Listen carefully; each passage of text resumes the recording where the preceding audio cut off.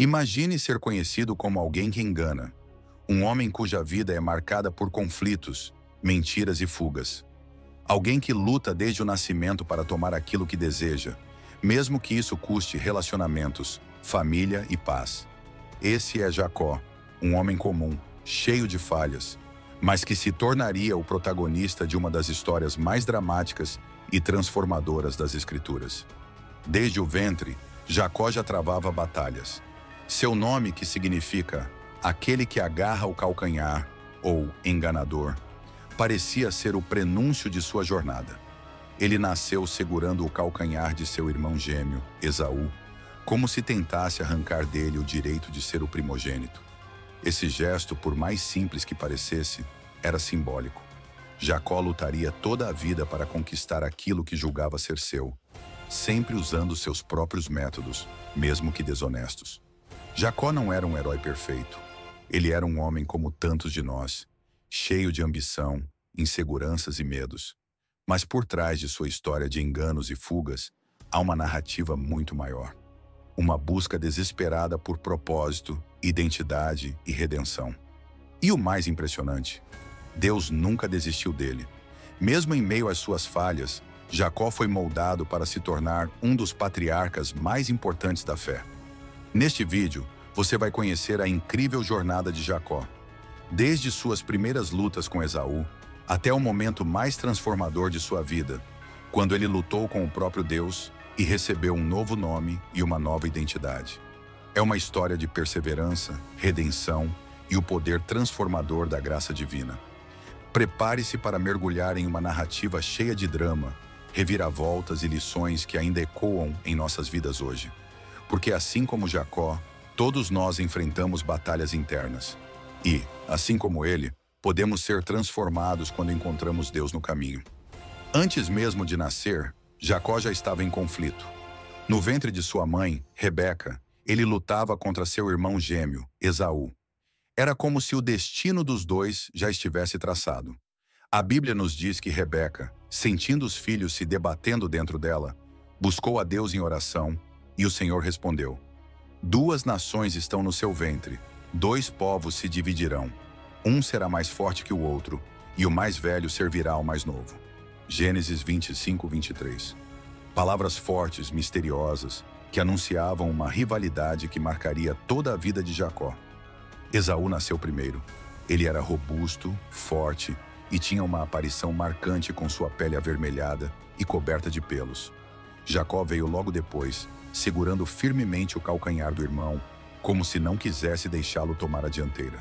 A cena era quase profética. Jacó agarrava aquilo que desejava, mesmo antes de entender o peso dessa busca.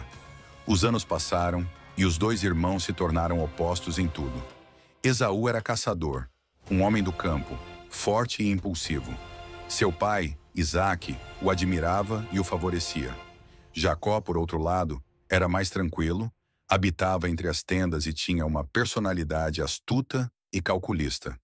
Ele era o preferido de sua mãe, Rebeca, que acreditava na promessa de Deus de que o mais novo seria o escolhido. O ponto de virada veio em um dia comum. Esaú, exausto após uma caçada, voltou para casa faminto. Jacó, que estava cozinhando um ensopado vermelho, viu uma oportunidade. Esaú implorou pela comida, dizendo: "Estou a ponto de morrer. O que me vale o direito de primogenitura?" Jacó, com frieza e astúcia, propôs um acordo: "Venda-me primeiro o seu direito de primogenitura." Esaú, impulsivo e movido pela fome, desprezou seu direito e vendeu-o a Jacó em troca de um prato de lentilhas. Esse ato foi apenas o início. Jacó agora possuía o direito de primogenitura, mas ele ainda buscaria algo maior: a bênção de seu pai Isaque. E para conseguir isso, ele estaria disposto a ir ainda mais longe, usando engano e manipulação. O conflito de Jacó e Esaú é mais do que uma história de rivalidade entre irmãos. É a luta pela identidade, pelo reconhecimento e pela bênção. Uma luta que nos faz questionar: até onde estamos dispostos a ir para conquistar aquilo que desejamos? O momento mais sombrio da relação entre Jacó e Esaú estava prestes a acontecer. Jacó, movido por ambição e incentivado por sua mãe, Rebeca, Armou um plano audacioso: enganar seu pai Isaque para roubar a bênção que deveria ser de Esaú. Isaque, já idoso e cego, sabia que seus dias estavam chegando ao fim e desejava abençoar o primogênito antes de morrer. Isaque chamou Esaú e disse: pegue suas armas, vá ao campo caçar alguma coisa para mim. Prepare uma comida saborosa, como eu gosto, para que eu possa abençoá-lo antes de morrer. Esaú partiu, sem saber o que estava prestes a acontecer. Rebeca, que ouvira tudo, correu até Jacó com um plano. Meu filho, faça o que eu disser. Vamos preparar a comida, vestir você com as roupas de Esaú e cobrir suas mãos e pescoço com pele de cabra para que pareça peludo como seu irmão. Era um ato de engano completo. Jacó, talvez hesitante no início, aceitou a ideia. A cena é carregada de tensão.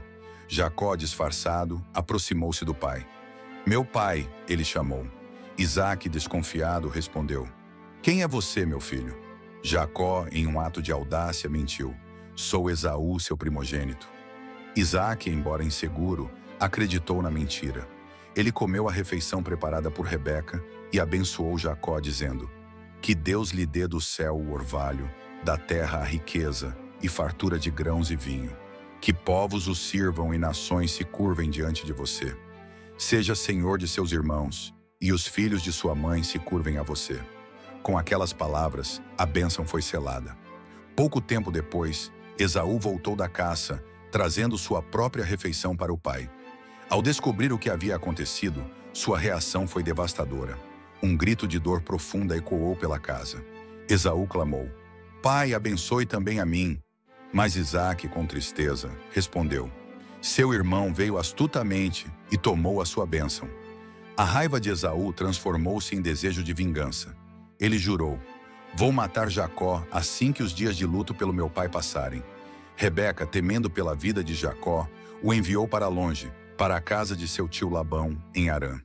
Ela disse a Jacó: fuja, fique com Labão até que a fúria de seu irmão se acalme. Jacó partiu às pressas, deixando para trás sua família, sua casa e tudo o que conhecia. Embora tivesse conseguido a bênção, ele agora enfrentava as consequências de suas ações: solidão, medo e um futuro incerto. Esse momento marca uma virada na vida de Jacó. Sua busca pela bênção o levou ao engano, mas também à fuga. Muitas vezes, quando tentamos alcançar algo de forma errada, as consequências nos alcançam. Jacó partiu com a bênção nas mãos, mas no coração, ele carregava a culpa e a angústia. O que ele ainda não sabia era que sua jornada de transformação estava apenas começando. Jacó partiu de casa em uma jornada solitária e perigosa. Deixando para trás o conforto de sua família e o lar que conhecia, ele agora era um fugitivo. Cada passo no caminho parecia carregado de culpa, medo e incerteza. Sua bênção, conquistada através do engano, parecia pesar mais do que abençoar. Para onde ele estava indo? Qual era o sentido de tudo aquilo? A única coisa que Jacó sabia era que precisava fugir.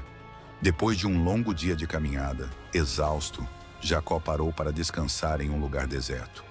O sol já havia se posto e a escuridão cobria tudo ao redor. Não havia amigos, não havia família, não havia proteção. Jacó estava sozinho. Ele pegou uma pedra, colocou-a sob a cabeça e se deitou para dormir. Ali, no meio do nada, em um lugar marcado pela solidão, algo extraordinário aconteceu. Jacó teve um sonho. Em sua visão, ele viu uma escada que ia da terra até o céu. Os anjos de Deus subiam e desciam por ela, indo e vindo em um movimento constante. No topo da escada estava o Senhor, que falou com ele em uma voz poderosa, mas cheia de amor. Eu sou o Senhor, o Deus de Abraão, seu pai, e o Deus de Isaque. A terra em que você está deitado, eu darei a você e à sua descendência. A sua descendência será como o pó da terra. Você se espalhará para o oeste, leste, norte e sul. Em você e na sua descendência, todas as famílias da terra serão abençoadas. Estou com você e o guardarei por onde quer que você for. Eu o trarei de volta a esta terra, porque não o abandonarei até que tenha cumprido o que prometi. Quando Jacó acordou, ele estava atônito. O lugar que antes parecia um deserto, agora era sagrado. Tremendo, ele disse: Certamente o Senhor está neste lugar, e eu não sabia. Cheio de temor e reverência, ele pegou a pedra que usara como travesseiro, colocou-a de pé como uma coluna e derramou óleo sobre ela, consagrando o lugar.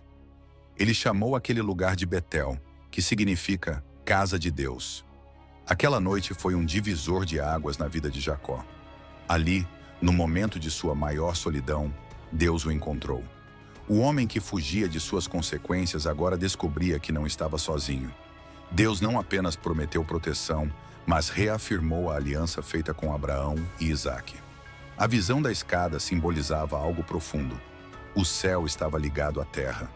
Mesmo em meio ao erro e ao pecado, Deus estava próximo, oferecendo a esperança e a oportunidade de um novo começo. Jacó, marcado pelo engano e pela fuga, agora tinha uma promessa divina. O Deus de seus pais não o havia abandonado.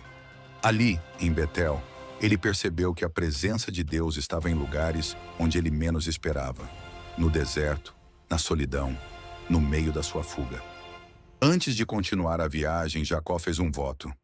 Se Deus estiver comigo e me guardar nesta jornada que estou fazendo, se me der pão para comer e roupas para vestir, e se eu voltar em paz para a casa do meu pai, então o Senhor será o meu Deus.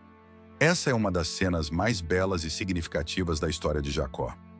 Mesmo em seus momentos mais difíceis, Deus se manifestou. Não com julgamento, mas com promessa. Não com condenação, mas com graça. A escada que Jacó viu era um símbolo poderoso de que Deus está sempre buscando se conectar conosco, mesmo quando tudo parece perdido. Após o encontro transformador em Betel, Jacó seguiu sua jornada até Harã, a terra de seu tio Labão. O caminho foi longo e cheio de incertezas, mas ele agora carregava consigo a promessa de Deus. Ao se aproximar do destino, Jacó chegou a um poço, onde pastores e rebanhos se reuniam. Ali, ele encontrou Raquel, filha de Labão, que veio ao poço com as ovelhas de seu pai. Ao vê-la, Jacó sentiu algo diferente. Raquel era bela e cativante, e ali nasceu um sentimento que mudaria sua vida. Raquel levou Jacó até Labão, que o recebeu calorosamente.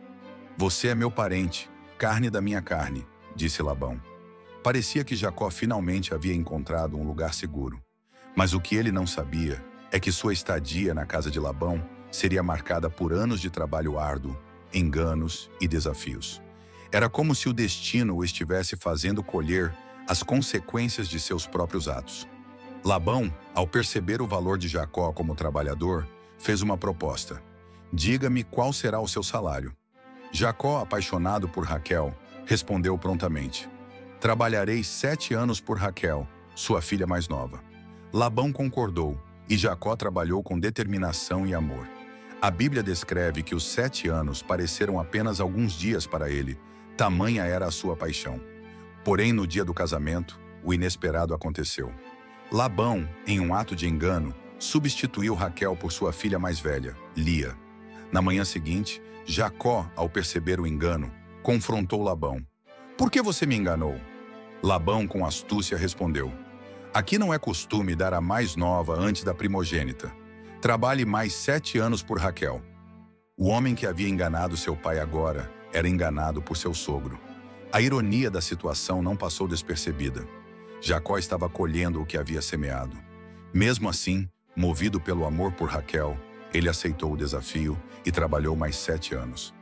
Os anos se passaram e Jacó construiu uma família. De Lia vieram filhos que seriam a base das 12 tribos de Israel, enquanto Raquel, que ele tanto amava, sofria por não conseguir conceber. A rivalidade entre as irmãs, o nascimento de filhos com servas e as disputas familiares criaram um ambiente de tensão e competição. Jacó, cercado por conflitos, via seu lar se tornar palco de ciúmes e lutas por atenção. Além disso, Labão continuava explorando Jacó em seu trabalho. A cada vitória de Jacó, Labão mudava os termos do acordo para se beneficiar. Mas Deus não se esqueceu da promessa feita em Betel. Mesmo em meio ao engano e às dificuldades, Jacó prosperava. Seus rebanhos aumentavam e suas riquezas cresciam. Deus estava com ele, cumprindo sua palavra de protegê-lo e abençoá-lo. A vida de Jacó na casa de Labão É um retrato claro de que, muitas vezes, colhemos as consequências de nossas escolhas. No entanto, é também uma história de esperança. Mesmo nos momentos mais difíceis, Deus continua trabalhando, moldando nosso caráter e preparando-nos para algo maior.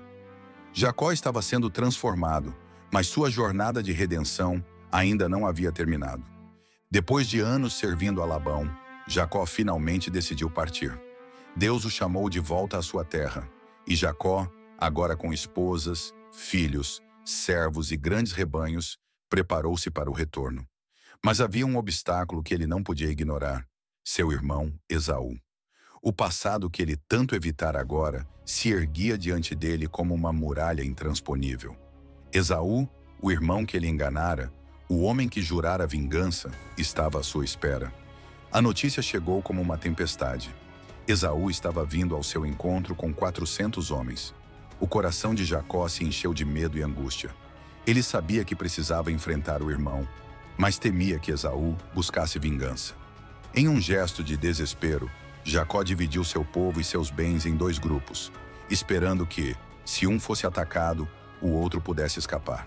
Ele também enviou presentes para Esaú, tentando aplacar sua ira. Naquela noite, enquanto todos estavam acampados às margens do rio Jaboque, Jacó ficou sozinho.